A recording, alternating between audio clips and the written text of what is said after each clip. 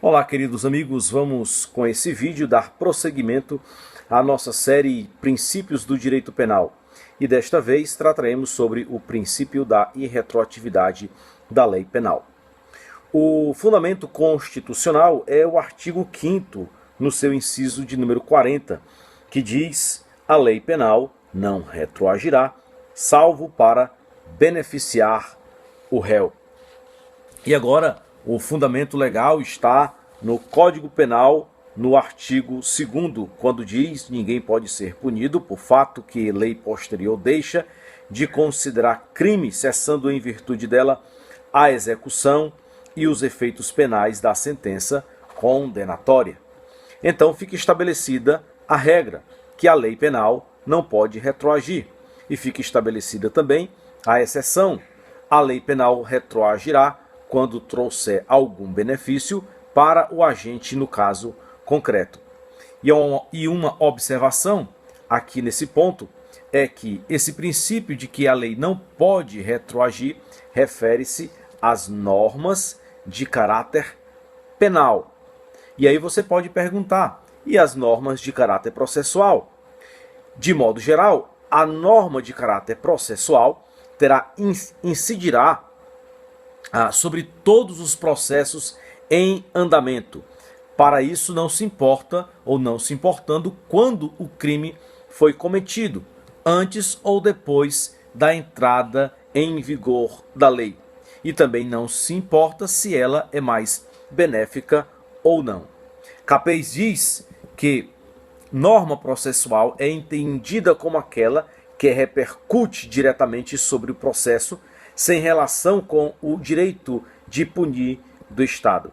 Um exemplo disso é a prisão preventiva ou prisão provisória.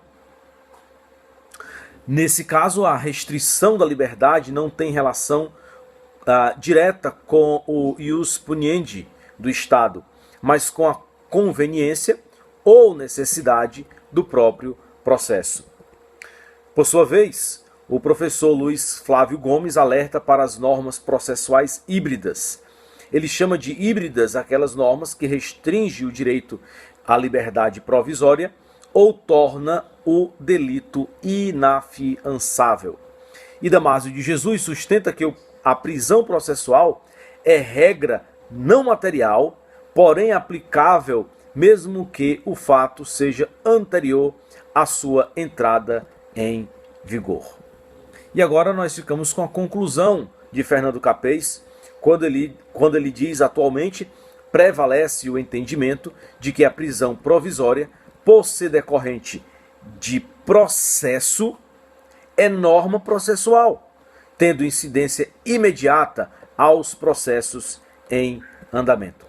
Um caso reconhecidamente de lei híbrida é o artigo 366 do Código de Processo Penal. De acordo com esse dispositivo, quando o réu, ao ser citado por edital, não comparecer nem constituir advogado, suspender-se-á o processo e o prazo prescricional. Considera-se híbrida por quê? Porque tem conteúdo processual, que é a suspensão do processo, e tem conteúdo penal, que é a suspensão do prazo prescricional. Agora, falando sobre a irretroatividade da lei, nós precisamos tocar no assunto da vigência da lei. O artigo 1º da Lei de Introdução ao Código Civil diz que, salvo dispositivo em contrário, a lei começa a vigorar em todo o país 45 dias depois de oficialmente publicada. Só assim pode produzir seus efeitos. Só assim passa a regular as situações futuras, e esta é a regra. Só assim passa a regular as situações passadas, e essa é a exceção. Sua entrada em vigor equivale ao nascimento da lei. Quando fala-se em vigência da lei, do início da vigência da lei, fala-se do nascimento desta mesma lei. Sua vigência ou sua vida permanece, óbvio, até a sua morte, quando deverá ser revogada tácita ou expressamente por outra lei. Logo, A revogação é o atestado de óbito da lei. Encerramos aqui então o nosso vídeo sobre o princípio da irretroatividade da lei penal.